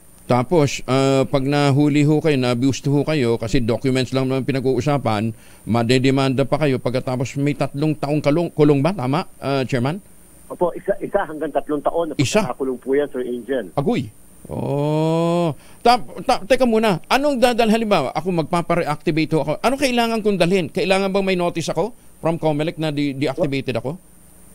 Wala na po, Sir Angel. Basta po nalaman nyo, alam nyo mismo, nasabi sa inyo na kayo ay deactivated, pupunta lang po kayo sa ating po opisina ng COMELEC, dyan sa lugar kung saan kayo nakarehistro, o kaya kung sabi nyo nga po kanina, kung medyo hindi makauwi, at dahil sa kayo ay nagtatrabaho o nag-aaral, kayo po ay pwedeng magpunta sa aming registration anywhere site namin. Sa mga malls, meron din po tayo sa mga ilang eskwelahan, kahit sa mga opisina ng gobyerno. Pwede po kayong magpa-reactivate doon. Hindi nyo na po kinakailangan magdala ng kahit na anong dokumento sapagkat ni-record na po kami, Sir Angel, at hindi na nga nila kailangan magpa-biometrics na tinatawag. In fact po, Sir Angel, kung kayo naman po ay magpapa-reactivate lamang, pwede rin po sa aming website, sa COMELEC website. Pwede na! Sapagkat pwede po ang online reactivation. Hindi na po kailangan, Sir Angel, ng hindi na po kailangan ng biometrics o yung fingerprint o kaya picture sapagkat may kopya na po kami niyan. Paano daw ho yung mga lumipat ng address tapos magpapa-reactivate? Yan po yung medyo komplikado, Sir Angel, dahil pagka po transfer with reactivation, yan po yung lilipat tapos magpapa-reactivate sapagkat matagal na palang hindi nakakaboto dahil lumipat na ng tirahan. Pagka po ganyan, kinakailangan po silang pumunta, Sir Angel, sa mismong lugar kung saan sila lumipat o lilipat. Kung dati kayo ay taga Mindanao, ngayon ay nasa Maynila na, dapat po ay pupunta kayo doon sa lugar kung saan kayo magpapa-register o magpapa-reactivate o kung saan kayo nakatira ngayon. Ang tawag po niyan ay transfer with reactivation. Pero Sir Angel, ito po mga transfer with reactivation, pwede rin po sila sa registration anywhere site natin. Kasi siyempre, lumipat na sila ng kanilang tirahan and therefore, hindi naman sila uuwi na doon sa kanilang pinanggalingan. So kung may option sila na pwedeng dito sa opisina ng local government namin, sa nilipatan or sa mga malls, meron tayong registration anywhere program, lalo na kapag sa araw ng Sabado. Paano daw kung nasa abroad na? At pagka po nasa abroad, Sir Angel, dalawang bagay po yan. Pwedeng ang feeling nila, halimbawa po, hindi naman talaga sila citizen pa ng ibang bansa, sila ay babalik pa sa Pilipinas. Pwede naman po, Sir Angel, na sila ay naandito. Babalik pa rin dito pa rin boboto. Kapag po nagkaganon, meron din po tayong sa ating po sa abroad, meron po tayong ongoing registration din, Sir Angel. So kung halimbawa, pwede silang pumunta doon sa ating registration sites abroad, pwede nilang buhayin ang kanilang registration at papunta doon sa ating mga registration sites or post sa abroad. Kaya lang, Sir Angel, may posibilidad din na sila ay gusto nang lumipat bilang botante. Ang tawag natin dyan, overseas registered voter o overseas registrant. Kung pagkakaganon po, ililipat po ang kanilang registration mula dito sa Pilipinas, papunta na po kung saan sila sa ibang bansa. Pero ano yun, new registration na yun? O ano pa rin, reactivation? Transfer pa rin po. Transfer pa rin. With reactivation, o transfer with reactivation pa rin. At ang transfer niyan, mula po sa registration dito sa Pilipinas, papunta sa registration na abroad. Kung gusto nilang doon bumoto, take note, Sir Angel, yung ating pagboto sa abroad, maliban na lamang sa 17 posts katulad ng Russia, China, at Libya, at iba pang bansa, ay by internet voting na po. Gamit sa mga cellphone, laptop at iPad, makakaboto na sila. Siguro pag-usapan natin yan sa ibang pagkakataon. Sabi ni Mitseya, ginagawa nila, pinapipila ng mahabang pila yung mga magpaparehistro.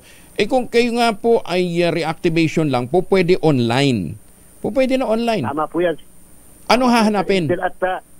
At sana po, Sir Angel, ay maliban doon sa online. Tingnan niyo po yung sa website ng COMELEC. Meron po website. COMELEC website. Po, yung www.comelec.ph. Nandyan po, makikita niyo yung tungkol sa registration. At may pipila pa lang po kayong form dyan ng reactivation. At yun po kaagad na isasubmit. Pagka po inyong na-accomplish, maisasubmit doon sa mismong local COMELEC kung saan kayo register dapat pero kasalukuyang inactive. Yung tungkol sa pila, Sir Angel, kung gusto niyo po medyo hindi kayo doon pipila doon sa local COMELEC namin, pumunta na lang po kayo sa Registration Anywhere site natin dyan sa mga malls. Meron po dyan, 171 malls dyan, upang kahit paano maging hawa naman po yung inyong pagpaparehistro muli o yung pagpapareactivate. Downloadable ba yung yung app ng COMELEC? Kasi para matatrack din nila, di ba?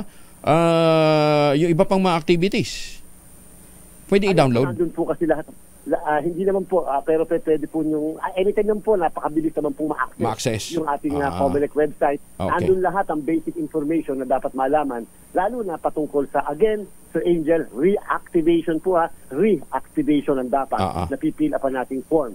Okay. Chairman, tawag kami uli pagka may mga concerns pa. Dahil baka mamaya information overload sila. No, ha? Anyway, sa mga susunod pagkakataon, babalikan ho namin kayo. In the meantime, Chairman, maraming salamat po. Maraming salamat po sa Angel. Ingat po. Si Chairman George Garcia ng Commission on Elections. Maganda umaga, Pilipinas! Again, kung kayo po'y dati ng mga botante at kinakailangan po nyong sumali dahil baka piling nyo, kayo po'y na-deactivate na, reactivation po dapat ang inyong gagamitin. Kasado na ang $397 billion na mega project sa land reclamation area ng bansa. Sa isang special report ng Gulf News, nakasaad ang expansion ng urban landscape kabilang ang massive seaward transformation projects kung saan ang Manila Bay ang sentro. Dinipensahan naman ni Philippine Reclamation Authority Assistant Manager Joseph Literal ang mga proyekto sa gitna ng pagkontra ng ilang environmental groups dahil sa maritime at environmental concerns. Ayon kay Literal, dumaan ang mga ito sa meticulosong environmental evaluation, komprehensibong pag-aaral, geological analysis at holistic ecological ramification. Pinipensahan din ang mga proyekto ni Albay 2nd District Representative Joey Salceda at itinutulak ang responsible reclamation. Sinabi ni Salceda na maaaring maging fiscal lifeline ng ekonomiya ng bansa ang Manila Bay Reclamation Project. Nire-review na rin ng DNR o ng Department of Environment and Natural Resources ang mga naturang proyekto. Inalmahan naman ng Philippine Amusement and Gaming Corporation of PAGCOR ang paninisi sa kanila ng kampo ni Bamban Mayor Alice Go kaugnay na ilegal na operasyon ng POGO sa nasabing bayan. Ayon sa PAGCOR, ipinapasa pa ni Attorney Nicole Rosa Margaret Hamilla ang sisi sa PAGCOR kung bakit kinasuhan ng DILG ng kriminal ang kanyang kliyente. Wala raw kinalaman ang PAGCOR sa pag-issue ng local business permit at licenses at hindi rin sila responsable sa pag-inspeksyon sa mga gusaling wala naman sa kanilang jurisdiksyon. Sa kaso ng ni-raid na compound sa Bamban, sinabi ng PAGCOR na tanging ang Sun Yuan Technologies Incorporated ang may provisional license mula sa kanila na inisyo noong pang October ng 2023. Pero agad nilang binawi matapos ang pagsalakay ng mga otoridad noong Marso 13 dahil sa illegal activities. Wala rin naman ang access ang PAGCOR sa natitirang 8 hektaryang compound at 39 na mga gusali na hindi napasok ng publiko kaya hindi rin namomonitor ng PAGCOR ang mga aktibidad doon. Idiniin pa ng PAGCOR na sa kasalukuyan sa ilalim ng deliderato ni Chairman Altenco na isagawa ang 10 matagumpay na POGO raid na nagresulta sa pagkakadiskubre ng mga criminal activity. 22 na makalipas ang alas 5 ng umaga. Champion, gawang Teka mo Iba na pindot ko eh. Maganda umaga, Pilipinas! 26 na makalipas ang alas 5 ng umaga. Release ng 42 million pesos halaga ng tulong para sa mga apektado ng pagsabog ng Bulkang Mayon, pinamamadali na. Detalye na balita mula kay Manang Milky Rigonana, Arishwell. Manang Milky. Pinamamadali ni House Speaker Martin Romualdez ang release ng 40 million pesos na halaga ng tulong para sa manapektuhan ng pagsabog ng Canlaon Volcano sa Negros Island. Batay ito sa direktiba ni Pangulong Bongbong Marcos, bukod pa sa 4 million pesos na halaga ng food packs mula sa Disaster Assistance Fund ng House Speaker. Naipag-ugnayan din si Romualdez sa Department of Social Welfare and Development at Department of Labor and Employment para maglaan ng tig 20 million pesos mula sa ayuda para sa Kapos ang Kita Program o AKAP at tulong pangkabuhayan sa ating disadvantaged o displaced workers o TUPAD. Sena Congresswomen Jocelyn Dimcaychong ng unang distrito ng Negros Oriental at Juliet Marie De Leon Ferrer ng ika-4 na distrito ng Negros Occidental ay tatanggap ng tig 10 million pesos mula naman sa AKAP at TUPAD.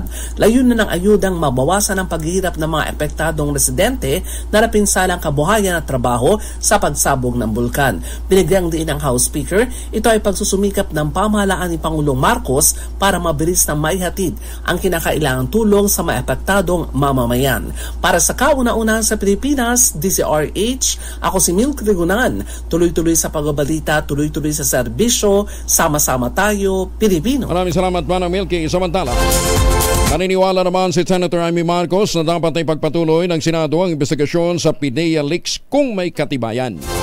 Ito ang sagot ng Senador ang tanungin kung pabor ba sa pagsisiyasat ng komite ni Senator Bato de la Rosa sa manoy pre-operations report ng PIDEA na nag-uugnay sa Pangulong BBM sa illegal drugs.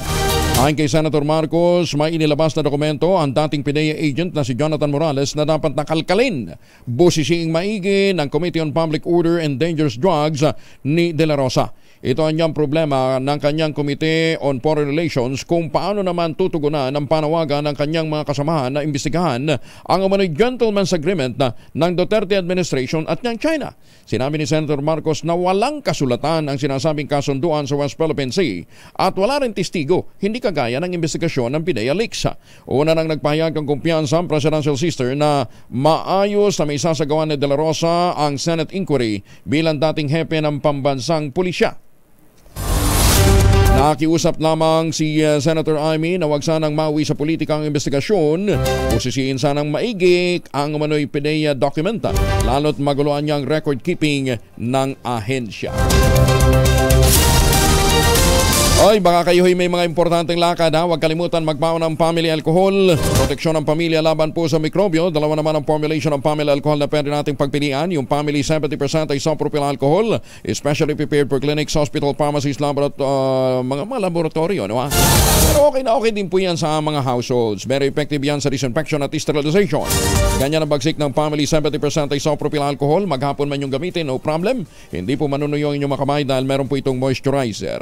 Yun namang mabagong Family Rubbing Compound Improved Alcolone. Yun po yung mabagong isopropyl alcohol na gamit ho ng mga masahista, mga barbero, mga doktor, mga nurse, mga komadrona for sponge bathing and other cleansing purposes. Family Rubbing Alcohol palang DCRH. Subok na sa mahabang panahon.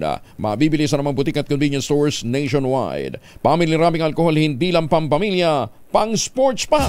Maganda umaga, Pilipinas! Si Ria Taide, malamang mga ilangan ito ng Family Alcohol kasi nagbubuntis na. Ayan. Ang detalye ng balita mula kay Gorgie Rula. Gorgie, good morning. Hindi na pwedeng itanggi dahil kitang-kita na ang baby bump ng aktres na si Ria Taide. Nang lumabas ang balitang buntis ito ay kaagad namang nagpakasal si Ria at Sanjo noong buwan ng Marso. Pero hindi naman nila sinasagot ang isyong nagdadalang tao na ang aktres. Itinatanggi po ito ng kapatid ni Ria na si Jella Taide dahil sa may PCOS daw ito. Pero ngayon ay nakikita na at ang tansya ng karamihan ay mag-6 na buwan na ito. Dahil nung ikinasal sila nung March ay magti 3 months pa lang ang baby na sinapupunan ng aktres. Pero wala pa rin silang inilabas na official statement. Basta nakikita na sila sa kanilang mga post sa social media na nag-i-enjoy lang sila at hindi na itinatago ang lumalaking tiyan. Kaya tuloy halos iisa ang sinasabi ng mga netizens na good news naman itong pagbubuntis, kaya dapat na i-share na ito ng mag-asawang Rhea at Sanjo. Ang inaalam pa natin ngayon ay kung baby boy o baby girl ba ang ipinagbubuntis ni Rhea. Pero Chuck, ang pinaka-excited dyan ay ang magiging lola ng si Sylvia Sanchez dahil matagal na niyang hinihiling na magkaroon na ng apo sa kanyang mga anak.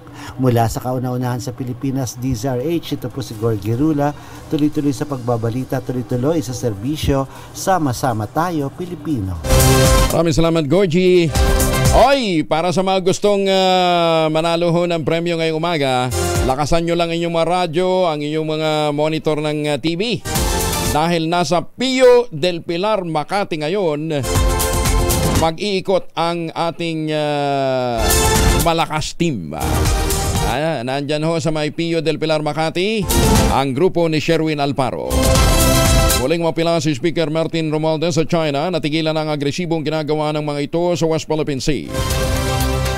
Ginawa ng leader ng Kamara ang apela matapos lumabas ang ulat kaugnay ng ginawang pagsamsam at pagtatapos sa dagat ng China Coast Guard ng pagkain at iba pang mga supply na in-airdrop ng Philippine military para sa mga sundalong nakastasyon sa BRP Sierra Madre, simbolo ng Simborenia ng Pilipinas sa Ayungin Shoal. Diyan po ito sa West Philippine Sea. Inulit din ni Speaker Romualdez ang deklarasyon ng Pangulong Marcos na hindi nito isusuko kahit ang 1 pulgada ng teritoryo ng Pilipinas. Sinabi pa ng leader ng Kamara na hindi gagandang relasyon ng Pilipinas at China hanggat nagpapatuloy ang mga agresibong hakbang ng Beijing sa West Philippine Sea. Maganda umaga, Pilipinas! 33 na makalipas ang alas 5. Ang Maga Pilipinas! Ay, baka kayo ho'y nag-iisip pa ng panregalo sa inyong mga mahal sa buhay, sa mga tatay, para po sa Father's Day. Nandyan po ang Tangerine Chocolate. Lalo na yung 72% dark chocolate, ha? Ayan, immune booster ho yan. Available sa 0919-095-5935. Ang Tangerine Chocolate po ay brand ng mga magnaniyog dyan po sa lalawigan ng Quezon. Sa tulong po ni Dr. Helen Tan, yung mga planting material kakao galing Davao, hinakot po ni Dr. Helen Tan, itinanim sa ilalim po ng mga nyugan. Kaya ngayon, nagpo-produce po yung mga magnaniyog, mga magsasaka, ng dekalidad na cacao beans para mag-produce ng kanilang sariling brand ng tsokolate, ang Tangerine Chocolate. Ganyan dapat ang mga LGU, di ba? Suportahan natin ang ating mga magsasaka para magkaroon sila ng dagdag na kita. Ang Tangerine Chocolate po ay may mahigit 10 variants. Ang mga raw materials sa ginamit ay galing din po sa ani ng ating mga magsasaka. Kaya doon ho sa mga gustong magregalo ng Tangerine Chocolate sa kanilang mga mahal sa buhay, tatay, lolo, uncle, kuya na may asawa na. Ang Tangerine Chocolate po ay available sa 0919-095-5935. Para po naman nasa abroad, sa Tangerine Chocolate.ph, dyan daw ho kayo po pwedeng umorder. Sabi nga po ni Dr. Helen Tan, sino bang magmamalasakit sa Pilipino kundi ang kapwa Pilipino? Dahil 85 taon na ang kauna-unahan sa Pilipinas at ang MBC mas gumanda na, mas pinalakas at mas pinalawak pa ang pamimigay ng ating papremyo. Ito ang DZRH Mas Malakas Promo, kung saan pag naabutan namin kayong malakasang nakikinig o nanonood sa DZRH ay mananalo ka ng instant 1,000 pesos at may kasama pang grocery bag ng DZRH. So ano pang hinihintay ninyo? Tutok na sa nangunguna kauna-unahang radyo sa buong Pilipinas, DZRH. Una sa Pilipinas, una sa Pilipino. Magandang umaga sa mga Pilipino sa The Netherlands at dyan po sa Hayward, California, US of A. Pero si Sherwin Alparo ay nasa Pio del Pilar. Ito, dyan lang ito sa Makati. Sherwin, meron ka na daw winner? Ang ilo dito sa Makati, huwag mong kakalimutan dito sa Barangay Pio del Pilar ay nandito yung kapital na Washington. Oh, may Washington dyan? Yeah, Washington Street, yeah. Wow, really, ha? Sa kanila, state ang Washington. Dito, street lang ang Washington. Minamaliit lang natin ang street. Masipag ang mga taga-Washington dahil tignan mo, umaga-umaga, balik ka mo. Linis, tapat ko, linis ko. Mamaya dadaan yung mga magkokolekta ng basura, kaya naman yung mga basura ay nilalabas na para mamaya pag dumating yung basurero, ready na para sa pagkolekta ng mga basura. Kaya naman, ngayong umaga hindi na makukolekta yung basura, pero makukolekta tayo ng winner. Biruin mo, patakin mo, nilabas na yung kanyang radyo sa kalsada. Dito si nanay pangalan niyo po? Teresita Neri, sir. Si nanay Teresita Neri, palagi nakikinig sa DZRH. Oo, sir. At sino paborito mo announcer sa umaga? Sir Angelo Palmones. Angelo Palmones. So, ninyo po, meron kayong 1,000 pesos. Ito, yan o. Sa inyo po yan. Thank you so much, sir. DZRX, maraming salamat po. At meron po kayo, meron po kayong grocery. Pero ito muna ang DZRX t-shirt. Yan, sa inyo yan. At ito, yan, si ate rin na nagwawalis kanina, meron din siyang t-shirt. Pero ito, meron pa kayong grocery bag, mami. Yan, sa inyo yan, grocery bag.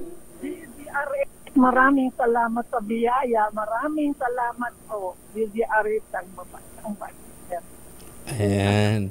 Nadaanan ako lagi. Si Angelo Palmones po. Si Angelo, ito si Nani Teresita. Nay Tessie. Yes, sir. Bagong highlight ang buhok, ha? Batang-bata si nanay. Ilan taon na si nanay? 76 lang. Ay, talaga? Solo ako sa buhay. Thank you so much sa biyaya. Thank you. DZRX, ang babait ninyo. Nay, sa buhok nyo yan. Nay, sa buhok nyo yan, hindi kayo mukhang 76, ah. Para kayong 72 lang. Tumawad pa. Tumawad pa. Kung may radyo, kung nakikinig lang ako, dyan ang nagpapalakas, sir. Ba, talaga. Pag nakikinig sa radyo, lalong lumalakas. Ba, ayos. Kinamapa siguro ng tangerine, no? Lalo pang lalakas na. Yan ang nagpapalakas, sir. DZRX lang ang sige. Okay, sige. Stasyon 2. Ayan. Maraming salamat kaya naman sa mga taga-barangay Tio del Pilar. Mag-abang na kayo baka kayo na yung susunod dating winner sa DZRX Mas Malakas promo. Ars Emerson, Serving Battle para tuloy-tuloy sa pagbabalita, tuloy-tuloy sa serbisyo. Sama-sama tayo, Pilipino. Kita nyo naman. Nay, thank you! Dahil 85 taon na ang kauna-unahan sa Pilipinas at ang MBC mas gumanda na, mas pinalakas at mas pinalawak pa ang pamimigay ng ating papremyo. Ito ang DZRH Mas Malakas Promo kung saan pag naabutan namin kayong malakas ang nakikinig o nanonood sa DZRH ay mananalo ka ng instant 1,000 pesos at may kasama pang grocery bag ng DZRH. So ano pang hinihintay ninyo? Tutok na sa nangunguna kauna-unahang radyo sa buong Pilipinas, DZRH. Una sa Pilipinas, una sa Pilipino. 42 na makalipas ang alas 5 ng umaga. Mayor Senny Mendoza, magandang umaga po. Ganyan din kay Congressman Ador Pleito. Kong Ador, maraming salamat pa rin sa inyong patuloy na pagtangkilik sa ating pong advocacy program na magtanim po ng kawayan. Ha? Sipag ho talaga ni Congressman Ador. Lalo na yung pagtatanim ho nila ng kawayan dyan sa Ipu Dam at sa Angat Dam. Magandang umaga din kay Justice Max De Leon ng Court of Appeals. Agad ding bumangon ito. Parang si Ma'am Naida Angping. Ha? Magandang umaga po sa mga taga Maynila. Binabati kayo ni Ma'am Naida Amping. Ngayon, para ho sa mga senior citizen natin, lalong-lalo na nahirap ho matulog, try ho ninyo mag-Ultabayo, ang kauna-unahang postbiotic food supplement na rekomendado ho ng mga doktor at rehistrado sa Food and Drug Administration. Ano bang ginagawa ho ng postbiotic na taglay po ng Ultabayo? Ito po, sa ilalim po ng clinical trial na ginawa po ng mga Hapon, pagpasok po sa katawan natin nung plasmacetoid ng postbiotic, ina-activate po nito yung commander ng ating immune system, yung plasmacetoid dendritic cell. At pagka nasa loob na ho ng katawan natin yan, pinalalakas po ang ating immune system at pinalalabas po ang mga toxin sa ating katawan, lalong-lalo na habang tayo po'y natutulog ng mahimbing. Kaya kinabukasan, in the mood ka, may bago kang sigla. Kaya aking ninyo, si Brian Posadas, biglang nagkaroon ng bagong baby. Sir Brian, magandang umaga ho sa inyo. Ha? Ang Ultamayo po ay available sa Shopee at Lazada. Siguraduhin lamang galing ito sa Tioxy Silk Ventures. O dili kaya sa Mercury Drug. Order lang daw huli ng Mercury Drug para ikalat sa kanilang mga branches. Amesco Drug, Pasmed Pharmacy, John's Pharmacy at Curamed. Kung may mga katanungan po kayo, po pwede kayong mag-text sa 0917-110-6580. Ito po ay halal certified, kaya po pwede na rin hong gamitin ang ating mga brother Muslims sa iba't ibang panig ng kapuluan and anywhere in the world. Tandaan ho natin sa panahon na matinding problema natin sa puyat, pagod at mga paghamon ng buhay, kaya tayo may stressful na araw, ang ating kasangga, ang Ultabayo, ang kauna-unahang postbiotic food supplement na nire-recommenda ng mga doktor at rehistrado sa Food and Drug Administration. Magandang umaga, Pilipinas! Aba, merong isang bodega sa Valenzuela, may bandila ng China. Bakit? Yan pong iniimbestigahan ngayon kasama si Edwin Duque, RH23. Edwin, saan yan? Tama ko, Angel. Pinabe-verify na ng Valenzuela Police sa PPLO ng City Hall kung sino mayari ng warehouse sa number 79 Lot Serba A sa mahabang barang sa Barangay Bignay, Valenzuela. Baka itanggi ng caretaker nito kung sino may-ari ng di kilalang o ano yung kabuhayan sa loob nito. Ito yung makarang makita nakaraang araw, Kuya Angel, ang bandila ng China sa bubong ng warehouse. Agad itong tinatanggal ni Police Colonel Cayaban sa kanyang mga tauhan. Pero nung una ay nagmatigas pa ang nabantay na tanggalin. Dahil nagpadala nito ng intelligence team at ng SWAT, kaya napilitang tanggalin ito ng caretaker. Ikinatwiran naman noon ang nagpakilalang bantay na ginamit lamang ito sa lugar para sa kalapate. Maging ang barangay ay di rin alam kung sinong may-ari ng bodega, kaya minabuti ng opisyal na alamin na lang sa BPLO. Kasalukuyang nagpapatrolya umano ang kanyang mga tauhan. Nang mapansin ng bandila ng China, kaya nagatabiling gumawa ng aksyon at alamin kung sino o ano ang laman ng bodega. Pero kapon, sinabi mo noon ng barangay na mga gamit ng tolls ang laman nito. Pero yung tinatanong ko sinong pangalan ay wala pa rin na babanggit. Nasa ngayong araw ay malalaman sa pamamagitan ng legal na paraan sa verification ng BPLO. Wala pa rin sa kanona sa Pilipinas, Tisa Red Jacusares 23. Edwin Duque, tuloy-tuloy sa pagbabalita, tuloy-tuloy sa serbisyo, sama-sama tayo, Pilipino. Maraming salamat, Edwin. Nagsimula na ang mag-ugnayan ang Kamara de Representantes at ng Senado para tukuyin ang mga mahalagang panukalang maaaring maihabol sa ikatlot huling regular na sesyon ng 19th Congress ayon to kay Speaker Martin Romualdez. Ayon kay Romualdez, nakausap na nito ang bagong upong Senate President, si Senator Francis Escudero. Sa Malacanang, nang lagdaan ng Pangulo ang bagong batas na nagtataas sa teaching supply allowance ng mga teacher sa pampublikong paaralan. Nagsimula na rin mag-usap sina House Majority Leader Jose Manuel Dalipe at Senate counterpart nito na si Senator Francis Tolentino. Sinabi pa ng Speaker, batid naman ni Escudero na maraming panukala na naaprobahan na ang Kamara at nakabimbin ngayon sa Senado. Kasama rito ang mga priority measures na binanggit ng Pangulong Marcos sa kanyang SONA. At napagkasunduan din ng Legislative Executive Development Advisory Council o LEDAC. Magandang umaga, Pilipinas! 47 makalipas ang alas 5 ng umaga. Pilipinas! Mahigit 2,000 mga residente na naapektuhan ng Canlaon eruption. Nasa kluluhan na ng Armed Forces of the Philippines at ang Red Cross. Detalye na balita mula kay Edniel Parosa, RH52. Edniel, good morning. Kuya Angel, umabot na nga sa higit 2,000 individual ang naapektuhan ng pagputok ng Bulkang Canlaon sa Negros Oriental. Sa pinakahuling datos mula sa Office of Civil Defense, 1,435 katao sa nabanggit na bilang ang nananatili ngayon sa evacuation centers habang may 200 ang nagsilikas sa iba pang mga lugar. Kaugnay nito, tuloy-tuloy ang pakikipag-ugnayan ng Armed Forces of the Philippines sa mga local DRRMC para sa asiste sa paglikas at iba pang emergency. Ayon kay AFP Visayas Command Chief Lieutenant General Fernando Reyeg, 464 na mga tauhan itong naka-standby para maging humanitarian assistance of disaster response teams. Batay rin na ang mga ito o kasama rin itong mga kapulisan sa pagbakod sa 4-kilometer permanent danger zone mula sa bunganga ng nag-alborotong bulkan. Samantala, ready na rin ang food tankers o food trucks at water tankers at iba pang essentials mula naman sa Philippine Red Cross para doon sa mga nag-evacuate na mga residente. Una ng tinaya ng PRC. Sa pangunguna ni Chairman Dick Gordon na nasa 8,000 katao ang pinaka-maapektuhan sakaling magkaroon ng full eruption itong Bulkang Canlaon. Para sa kauna-unahan sa Pilipinas, DZRH, ito si Edniel Parrosa. Tuloy-tuloy sa pagbabalita, tuloy-tuloy sa serbisyo. Sama-sama tayo, Pilipino. Maraming salamat, Edniel. Samantala, Tacloban PNP nakikipag-ugnay naman sa Lanao del Norte PNP para matukoy ang mga suspect na ng hold-up ng isang pawn shop at goldsmith sa Tacloban. Detalye na balita mula kay Jimmy Angay-Angay, RH32, maupay nga Jimmy. Nakiugnayan ng Tacloban City Police Office sa Lanao del Norte PNP Mindanao para matukoy ang pagkakakilanlan ng mga apat na mga sospek na nagtangkang mag-hold up sa pawn shop sa May Justice Romales, Tacloban. Ito ang sinabi ni Tacloban City Police Office Station 2 Chief of Police Major Jose Galianes Jr. sa isang panayam.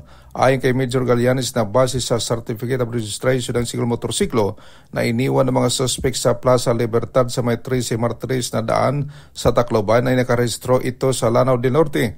Nabatid Mayo 24 sa taong kasalukuyan alas 12:30 ng tanghali nang hold up ang apat na suspect sa Reels Pawn Shop, Jewelries and Goldsmith. Subalit hindi naging matagumpay mga suspect sapagkat lumaban ang may-ari ng pawn shop at nagpaputok ng baril. Mula sa Action Radio Tacloban, ito si Arstratito Jimmy Angay-Angay. Tuloy-tuloy sa balita, tuloy-tuloy sa serbisyo, sama-sama tayo Pilipino. Maganda umaga, Pilipinas! Oy, teka nga pala, muli ang ating paalala sa mga naghahanap po ng magandang investment. Ito po yung inaalok sa atin ng Westchester Realty. Pinakamurang ready for occupancy with easiest term, 5% lamang down payment, pwede pang gives. 20,000 pesos po ninyo na all-in down payment. Pwede nang maging daan para kayo po maglipat bahay agad 7 days after ng take-out ng Pag-ibig Housing Loan. At ano pang iniintay po ninyo? Bumili ng bahay sa isang township na nandyan hong palengke, munisipyo, eskwelahan, simbahan at iba pang mga amenities. Ano ha? Ang kagandahan nito, napakalapit lamang po sa Clark International Airport at Clark Economic Zone.